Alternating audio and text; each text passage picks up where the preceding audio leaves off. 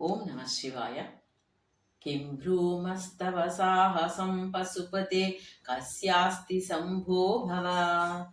ధైర్యం చేదృశమాత్మనస్థితిర్యం చాన్యై కథం లభ్యతే.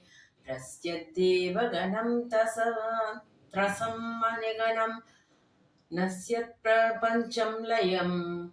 పశ్యన్నిర్భయ ఏక ఏవ విహరత్యానంద సాంద్రో భవాన్. योगक्षेमधुरन्धरस्य सकलश्रेयप्रदोद्योगिनो दृष्टादृष्टमतोपदेशकृतिनो बाह्यान्तरव्यापिनः सर्वज्ञस्य दयाकरस्य भवतः किं वेदितव्यं मया. शम्भो त्वं परमान्तरङ्ग इति मे चित्ते स्मराम्यन्वहम्. भक्तो भक्तिगुणावृते मुदमृता पूर्णे प्रसन्ने मनः. कुम्भे साम्ब तवाङ्घ्रि पल्लवयुगं संस्थाप्य संवित्फलम्. सत्वं मन्त्रमुदीरयन् निजशरीरागारशुद्धिं वहन्.